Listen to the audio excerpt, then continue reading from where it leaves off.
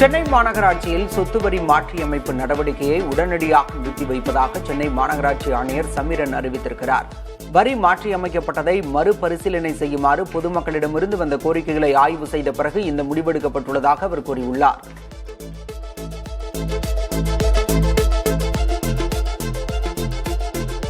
தொகுதி மறுசீரமைப்பு விவகாரத்தில் தமிழ்நாடு சட்டமன்றத்தின் தீர்மானத்துக்கு ஏற்ப அரசமைப்பு சட்ட திருத்தத்தை மேற்கொள்ள வலியுறுத்தி பிரதமர் மோடிக்கு முதல்வர் விஜய் கடிதம் எழுதியிருக்கிறார். அதில் மக்களவை எம்பிக்களின் தற்போதைய எண்ணிக்கையை மாற்றாமல் நிரந்தரமாக தொடர்வதற்கு உரிய அரசமைப்பு சட்ட திருத்தங்களை மேற்கொள்ள தீர்மானத்தில் வலியுறுத்தப்பட்டுள்ளதாக முதல்வர் கூறியுள்ளார்.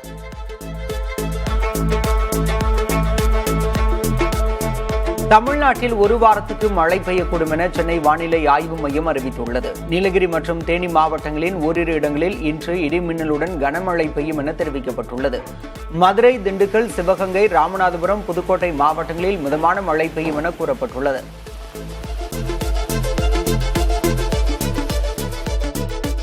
சென்னையில் இன்று ஒரு சில இடங்களில் மழைக்கு வாய்ப்பிருப்பதாக வானிலை ஆய்வு மையம் அறிவித்துள்ளது. மாலை அல்லது இரவு நேரங்களில் இடி மின்னலுடன் மிதமான மழை பொழியும் என்றும் வானம் ஓரளவு மேகமூட்டத்துடன் காணப்படும் எனவும் தெரிவிக்கப்பட்டுள்ளது.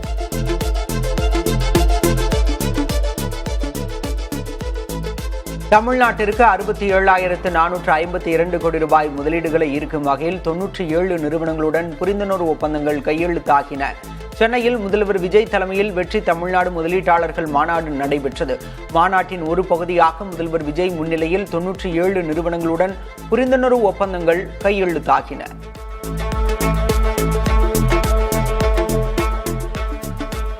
வெற்றி தமிழ்நாடு முதலீட்டாளர்கள் மாநாட்டில் 97 புரிந்துணர்வு ஒப்பந்தங்கள் மேற்கொள்ளப்பட்டிருக்கும் நிலையில் சில முக்கிய திட்டங்களின் விவரங்களை பார்க்கலாம். தூத்துக்குடியில் ஸ்கைரூட் ஏரோஸ்பேஸ் நிறுவனம் ஏவுகலன்களின் உற்பத்தி, சேமிப்பு, ஒருங்கிணைப்பு மற்றும் சோதனை வசதிகளை அமைக்க உள்ளது.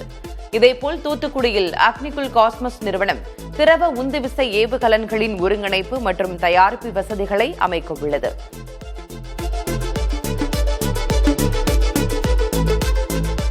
சென்னையில் நடைபெற்ற வெற்றி தமிழ்நாடு முதலீட்டாளர்கள் மாநாட்டில் 4,476 கோடி ரூபாய் முதலீடு மற்றும் 5,074 நபர்களுக்கு வேலைவாய்ப்பு அளிக்கும் வகையில் 8 திட்டங்களுக்கு காணொலி காட்சி மூலம் முதல்வர் விஜய் அடிக்கல் நாட்டினார். காஞ்சிபுரம், திருவள்ளூர், செங்கல்பட்டு, சென்னையில் கினசிஸ் நிறுவனம், ஸ்ரீ சிமெண்ட்ஸ் உள்ளிட்ட நிறுவனங்களின் 8 திட்டங்களுக்காக முதல்வர் அடிக்கல் நாட்டினார்.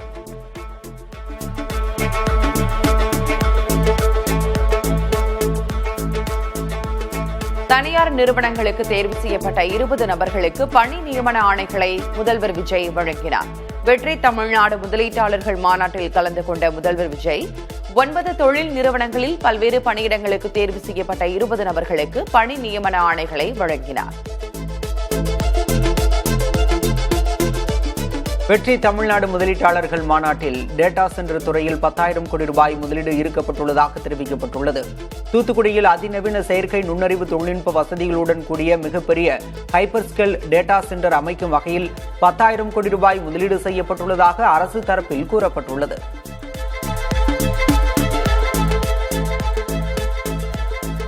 சென்னை முதலீட்டாளர்கள் மாநாட்டில் ஊடகங்கள் அனுமதிக்கப்படாதது சந்தேகத்தை எழுப்புவதாக திமுக முன்னாள் அமைச்சர் TRB ராஜா தெரிவித்துள்ளார்.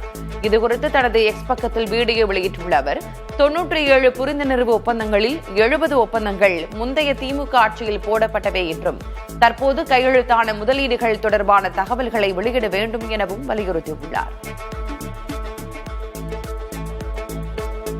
தமிழக அரசின் வருவாயை அதிகரிப்பதற்காக அமைக்கப்பட்ட குழுவினர் முதல்வர் விஜயை தலைமைச் செயலகத்தில் சந்தித்தனர். அரசுக்கான வரி மற்றும் வரி அல்லாத வருவாயை அதிகரிப்பதற்கான பரிந்துரைகளை வழங்க பொருளாதார நிபுணர் மாண்டேக் சிங் அலுவாலியா தலைமையில் குழு அமைக்கப்பட்டுள்ளது. 6 பேர் கொண்ட இந்த குழுவினர் முதல்வரை சந்தித்து ஆலோசித்தனர்.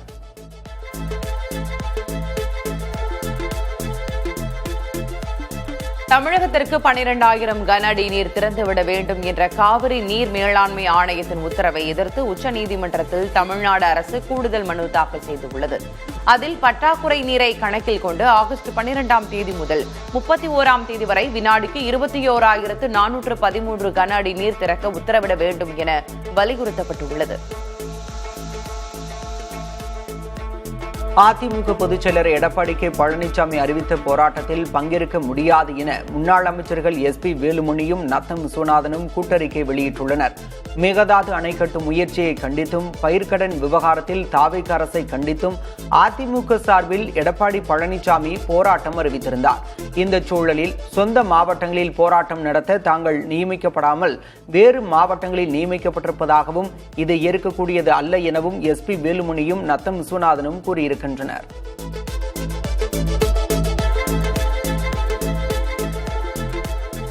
அதிமுக அதிருப்தி MLA-க்கள் சென்னையில் சட்டமன்ற உறுப்பினர் CV சண்முகம் இல்லத்தில் ஆலோசனை நடத்தினர். அதிமுக பொதுச் செயலர் எடப்பாடி பழனிசாமி மீது நத்தம் விஸ்வநாதன், SP வேலுமணி, CV சண்முகம் உள்ளிட்ட முன்னாள் அமைச்சர்கள் கடும் அதிருப்தியில் இருக்கின்றனர்.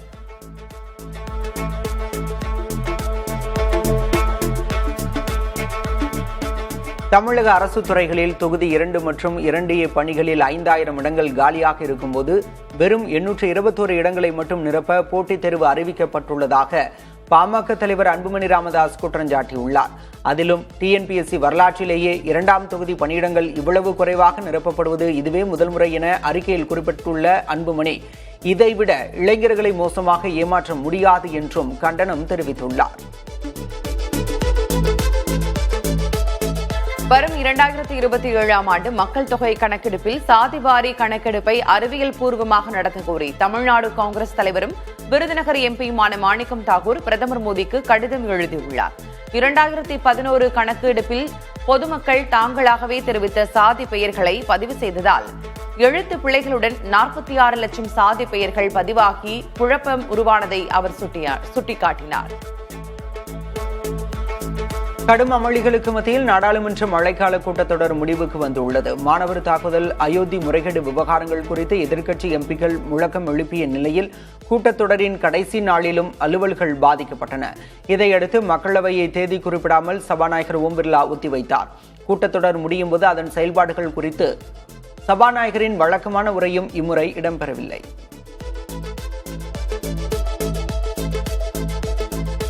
உத்தரகாண்ட் மாநிலம் ஹல்த்வானியில் காங்கிரஸ் தலைவரும் மாநிலங்களவை எதிர்க்கட்சித் தலைவருமான மல்லிகார்ஜுன் கார்கே உரையாற்றிய இடம் சுத்தம் செய்யப்பட்டதாக கூறப்படும் சம்பவம் மாநிலங்களவையில் கடும் புயலை கிளப்பியது. ஸ்ரீராம் சேனா அமைப்பு இந்த சடங்கை நடத்தியதாக கூறப்பட்டாலும் பாரதிய ஜனதா கட்சியைச் சேர்ந்தவர்களே இந்த தீண்டாமை நடவடிக்கையின் பின்னணியில் உள்ளார்கள் என்று மல்லிகார்ஜுன் கார்கே மாநிலங்களவையில் குற்றம் சாட்டினார். நாடாளுமன்ற மழைக்கால கூட்டத்தொடர் நிறைவடைந்திருக்கக்கூடிய சூழலில் இதில் மக்களவையின் செயல்பாட்டு திறன் 19 விழுக்காடாகவும் மாநிலங்களவையின் செயல்பாட்டு திறன் 39 விழுக்காடாக மட்டுமே இருந்ததாக மத்திய நாடாளுமன்ற விவகாரங்கள் துறை அமைச்சர் கிரண் ரிஜிஜு தெரிவித்துள்ளார். அதே நேரம் 12 மசோதாக்கள் நிறைவேற்றப்பட்டதன் அடிப்படையில் இத்தொடர் வெற்றிகரமானதாக அமைந்ததாகவும் அவர் தெரிவித்தார். மக்களவை தொடர் முடிந்ததும் சபாநாயகர் தனது அறையில் அளிக்கும் வழக்கமான தேநீர் விருந்தை இந்தியா கூட்டணி கட்சிகள் புறக்கணித்தன. இந்த விருந்தில் பிரதமர் மோடி, பாதுகாப்புத்துறை அமைச்சர் ராஜ்நாத் சிங் உள்ளிட்ட மூத்த தலைவர்கள் பங்கேற்றனர். காங்கிரஸ், திரிணாமுல் காங்கிரஸ், சமாஜ்வாதி கட்சிகளின் தலைவர்கள் இந்த நிகழ்விற்கு வரவில்லை. பிரதமர் நரேந்திர மோடி உலக தலைவர்களை கட்டிப்பிடிப்பதை மட்டுமே வெளியுறவு கொள்கை என்று தவறாக நினைத்துக் கொண்டிருப்பதாக மக்களவை எதிர்க்கட்சித் தலைவர் ராகுல் காந்தி விமர்சித்துள்ளார். டெல்லியில் நடைபெற்ற காங்கிரஸ் கட்சியின் தேசிய மாநாட்டில் பேசிய அவர், பாஜகவின் அரசியல் தத்துவம் என்பது தங்களுக்கு நெருக்கமான சிலருக்கு பயனளிக்கும் வகையிலான திட்டங்களை இந்தியாவின் மீது திணிப்பதே என்று குறிப்பிட்டார்.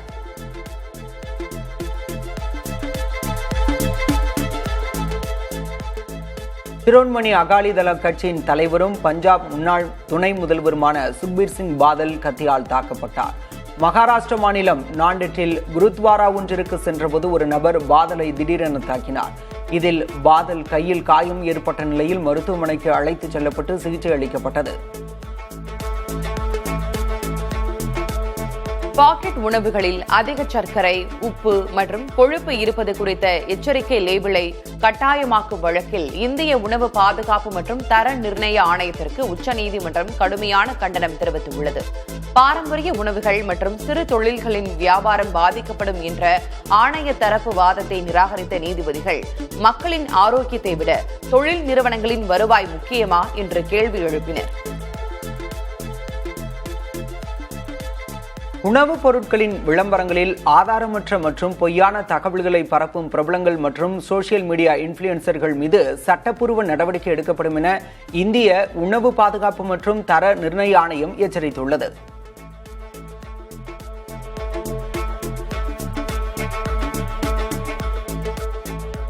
ஓலா, உபர் போன்ற வாடகை வாகன செயலிகளில் டிப்ஸ் என்ற பகுதியை நீக்க மத்திய அரசு அறிவுறுத்தியுள்ளது.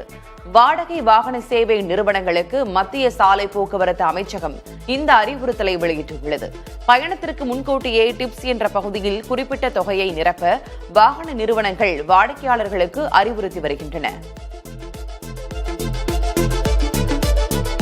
வளைகுடா நாடுகளில் சிபிஎஸ்இ 12ஆம் வகுப்பு மாணவர்களுக்கான சிறப்பு மதிப்பீடு முறையில் தலையிட உச்சநீதிமன்றம் மறுத்துவிட்டது.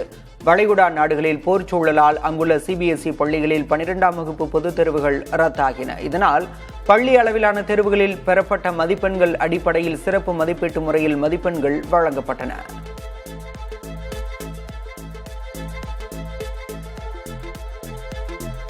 இந்தியாவின் 80வது சுதந்திர தின கொண்டாட்டங்களை முன்னிட்டு பஞ்சாப் மாநிலம் அமிர்தசரஸில் உள்ள அட்டாரி வாகா எல்லையில் எல்லை பாதுகாப்பு படையினரின் முழு அளவிலான ஒத்திகை நடைபெற்றது.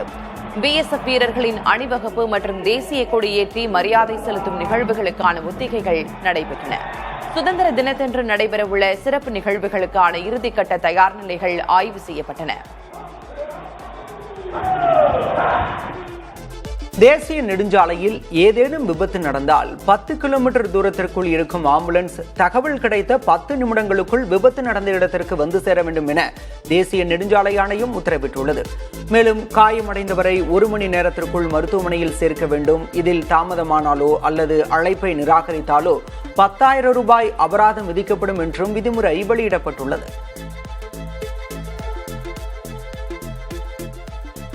ஏர் இந்தியா நிறுவனம் தனது அனைத்து விமானிகளுக்கும் கட்டாய போதைப்பொருள் பரிசோதனையை உடனடியாக அமல்படுத்த முடிவு செய்துள்ளது.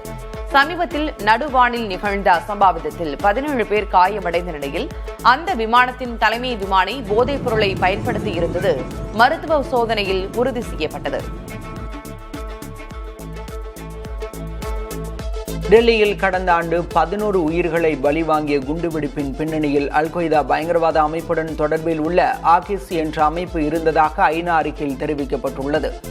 ஐநா பாதுகாப்பு கவுன்சிலின் கண்காணிப்பு பிரிவு வெளியிட்டுள்ள அறிக்கையில் ஆகிஸ் என்ற அந்த அமைப்பு அல்-கொய்தாவின் இந்திய பிரிவாக செயல்படுவதாகவும் அது தனது கிளைகளை விரிவுபடுத்திக் கொண்டிருப்பதாகவும் தெரிவித்துள்ளது.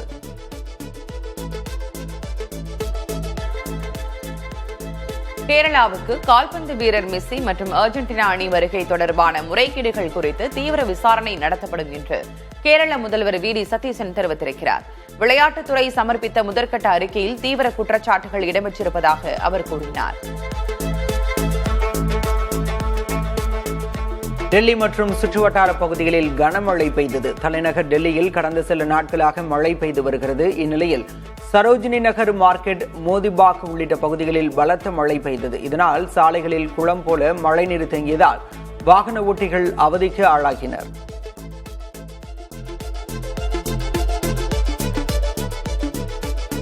இமாச்சல பிரதேச தலைநகர் ஷிம்லாவில் பலத்த மழை மற்றும் முறையற்ற கட்டுமான பணிகளால் குன்றுகள் உள்வாங்கி பல பகுதிகளில் விரிசல் மற்றும் நிலச்சரிவு ஏற்பட்டுள்ளது. இதனால் கிராமங்கள் மற்றும் குடியிருப்பு பகுதிகளில் உள்ள வீடுகள் பாதிக்கப்பட்டு மக்கள் அச்சத்தில் உறைந்தனர். தொடர் மழையால் வீடுகளின் சுவர்களில் விரிசல் ஏற்பட்டிருப்பதால் கட்டடங்கள் இடியும் அபாயம் நிலவுகிறது.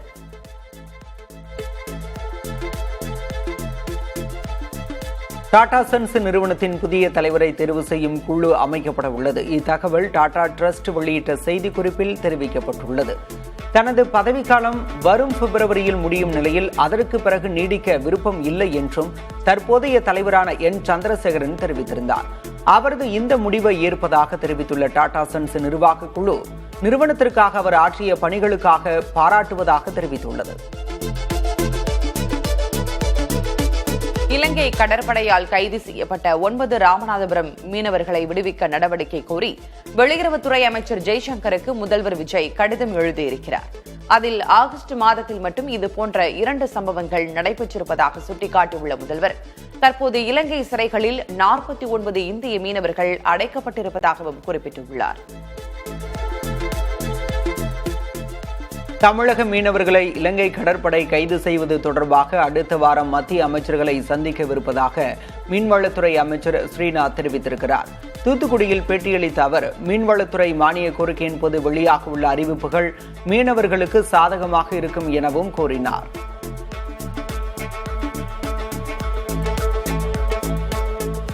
நடப்பாண்டில் வெளிநாடுகளுக்கு சென்று பயிலும் மாணவர்கள் 362 பேருக்கு உதவித்தொகைக்காக 131 கோடி ரூபாய் ஒதுக்கியுள்ளதாக அமைச்சர் வன்னியரசு தெரிவித்துள்ளார். சென்னை தலைமைச் செயலகத்தில் ஆணவ படுகொலைகளை தடுப்பது குறித்தான ஆய்வுக் கூட்டத்திற்கு பிறகு செய்தியாளர்களை சந்தித்த அவர், பாட்ஷா கமிட்டி அறிக்கை பெற்றவுடன் ஆணவ படுகொலைக்கு எதிரான சட்டம் இயற்றுவது குறித்து முதல்வர் முடிவு செய்வார் என்றார்.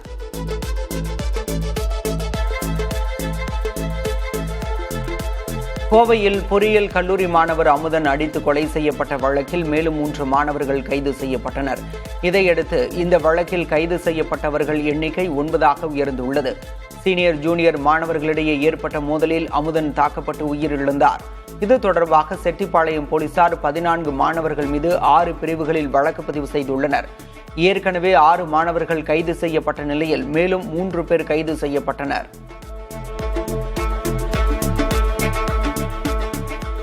கோவை மாவட்டத்தில் ஒரு மாதத்தில் 4 கொலைகள் நடைபெற்றிருப்பது தொடர்பான கேள்விக்கு போதைப்பொருள் புழக்கத்தை கட்டுப்படுத்த நடவடிக்கை எடுக்கப்பட்டு வருவதாக அமைச்சர் சம்பத்குமார் கூறினார். கோவையில் ஸ்கால் இன்டர்நேஷனல் இந்திய தேசிய மாநாட்டு தொடக்க நிகழ்ச்சியில் அமைச்சர்கள் ராஜேஷ்குமார் மற்றும் சம்பத்குமார் ஆகியோர் பங்கேற்றனர். பின்னர் பேட்டியளித்த சம்பத்குமார், கோவை மெட்ரோ திட்டத்துக்கு புதிய விரிவான திட்ட அறிக்கை தயாரிக்கப்படுவதாகவும் கூறினார். மருத்துவம், பல் மருத்துவ படிப்புகளில் 7.5 விழுக்காடு உள்ஒதுக்கீடு சிறப்பு பிரிவின் கீழ் தேர்வான அரசு பள்ளி மாணவர்களுக்கு சுகாதாரத்துறை அமைச்சர் அருண்ராஜ் ஆணைகளை வழங்கினார்.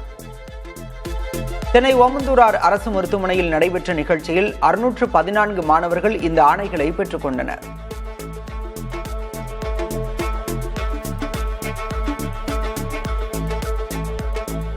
சிவகாசி அருகே நமஸ்கரித்தான்பட்டி பகுதியில் பட்டாசு ஆலையில் ஏற்பட்ட வெடிவிபத்தில் 2 உயிரிழந்தனர்.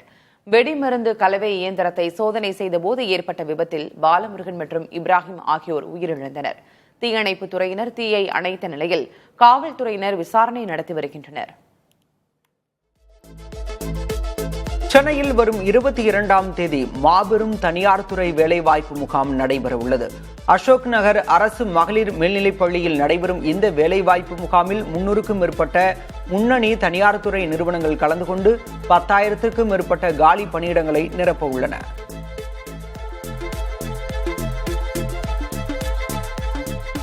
தூய்மை பணியாளர்களுக்கு நீதி கேட்டு சென்னையில் உழைப்போர் உரிமை இயக்கம் சார்பில் பேரணி நடைபெற்றது.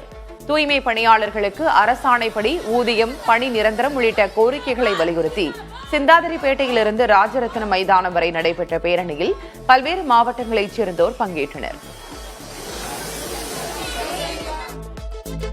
திருவண்ணாமலை மாவட்டம் மலப்பம்பாடி ஏரியில் சட்டவிரோதமாக மண்ணெடுத்து அரசுக்கு 8 கோடி ரூபாய்க்கு மேல் இழப்பு ஏற்படுத்தியதாக திமுகவின் முன்னாள் அமைச்சர் ஏவவேலு அவரது மகன் குமரன் மீது லஞ்ச ஒழிப்புத் துறையில் புகார் அளிக்கப்பட்டுள்ளது. மலப்பம்பாடி கிராமத்தில் திமுக வடமண்டல இளைஞரணி மாநாடு 2025 நடைபெற்றது. இந்த மாநாடு நடந்த திடலை சமப்படுத்த மலப்பம்பாடி ஏரியில் சுமார் 23 அடி வரை மண் எடுக்கப்பட்டதாக அறப்போர் இயக்கம் புகார் அளித்துள்ளது.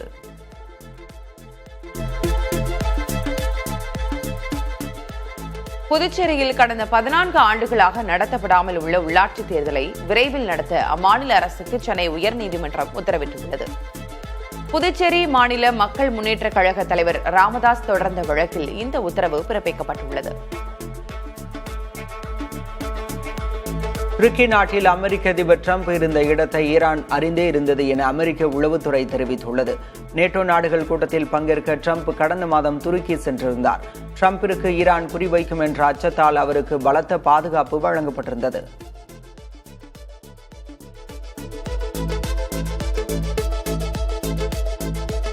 இந்தியா உள்ளிட்ட நட்பு நாடுகள் தங்கள் நாட்டை ஒட்டியுள்ள வடக்கு கடல் பாதையை பயன்படுத்திக் கொள்ள ஆர்வம் காட்டுவதாக ரஷ்ய அதிபர் புட்டின் தெரிவித்திருக்கிறார். வடக்கு கடல் பாதை என்பது சர்வதேச கடல்சார் நெறிகளுக்கு உட்பட்டதாக இருக்கிறது என்றும் அவர் கூறினார். வடக்கு கடல் பாதையை பயன்படுத்த இந்தியா, சீனா போன்ற நாடுகள் ஆர்வம் கொண்டிருப்பதால் அங்கு செயற்கையான பதற்ற சூழலை ஏற்படுத்த முயற்சி நடப்பதாகவும் புட்டின் தெரிவித்துள்ளார்.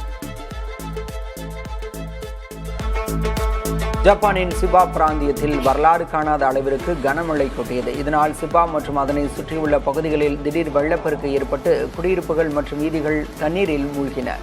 பல இடங்களில் நிலச்சரிவு மற்றும் மண் சரிவுகள் ஏற்பட்டன.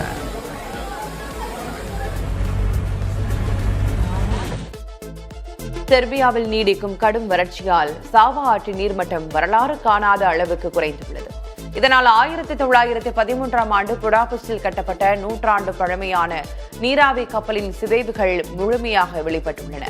2ஆம் உலகப் போரின் போது 3 முறை மூழ்கிய இந்த கப்பல் இறுதியாக கன்னிவெடியில் சிக்கி ஆற்றில் மூழ்கியது.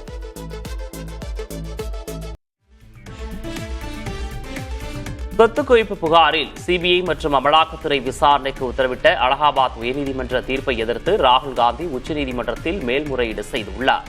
ராகுல் காந்திக்கு எதிராக கர்நாடகா பாஜக நிர்வாகி விக்னேஷ் சிஷேர் தொடர்ந்த வழக்கில் விசாரணை நடத்தி அறிக்கையை தாக்கல் செய்ய சிபிஐ மற்றும் அமலாக்கத்துறைக்கு அலகாபாத் உயர்நீதிமன்றம் உத்தரவிட்டிருந்தது. இந்நிலையில் உயர்நீதிமன்றத்தின் இந்த உத்தரவை ரத்து செய்ய கோரி ராகுல் காந்தி தாக்கல் செய்துள்ள மேல்முறையீட்டு மனுவை தலைமை நீதிபதி சூரியகாந்த் தலைமையிலான அமர்வு ஆகஸ்ட் 17 அன்று விசாரிக்க உள்ளது.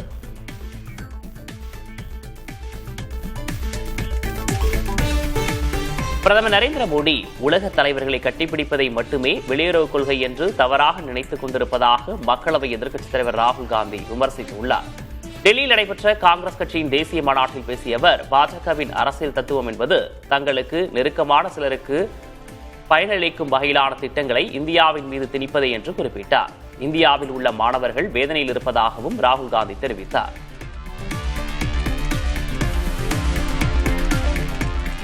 டெல்லி மற்றும் சுற்றுவட்டார பகுதிகளில் கனமழை பெய்தது. தலைநகர் டெல்லியில் கடந்த சில நாட்களாக மழை பெய்து வருகிறது. இந்நிலையில் சரோஜினி நகர், மார்க்கெட், மோதிபாக் உள்ளிட்ட பகுதிகளில் பலத்த மழை பெய்தது. இதனால் சாலைகளில் குளம் போல் மழைநீர் தேங்கியதால் வாகன ஓட்டிகள் அவதிக்கு ஆளாகினர்.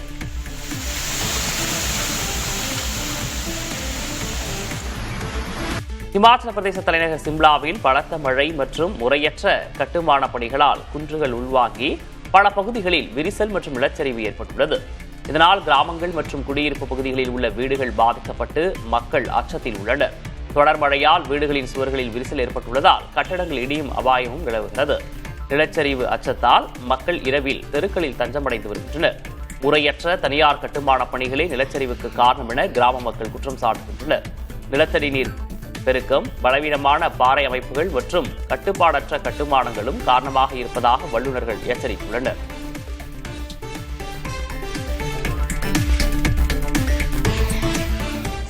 சத்தீஸ்கர் ஃபேஷன் ஷோவில் முன்னாள் பெண் நக்சலைட்டுகள் பங்கேற்றனர். தேசிய கைத்தறி தினத்தை முன்னிட்டு ராய்ப்பூரில் ஃபேஷன் ஷோ நடத்தப்பட்டது. இதில் உள்ளூர் கோசாப்பட்டு மற்றும் பாரம்பரிய கைத்தறி ஆடைகளை அணிந்து வந்த முன்னாள் பெண் நக்சலைட்டுகள் தொழில்முறை மாடல்களுடன் இணைந்து மேடையில் தன்னம்பிக்கையுடன் நடந்து வந்தனர். இந்த நிகழ்ச்சியில் சத்தீஸ்கர் முதல்வர் விஷ்ணு தியோ சாய் பங்கேற்றார்.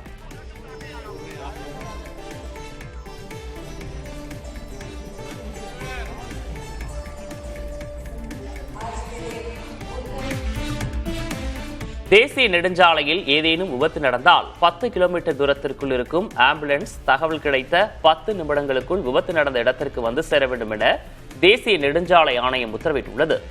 மேலும் காயமடைந்தவர் 1 மணி நேரத்திற்குள் மருத்துவமனையில் சேர்க்க வேண்டும். இதில் தாமதமானாலோ அல்லது அழைப்பை நிராகரித்தாலோ 10,000 ரூபாய் அபராதம் விதிக்கப்படும் என்றும் விதிமுறை வெளியிடப்பட்டுள்ளது.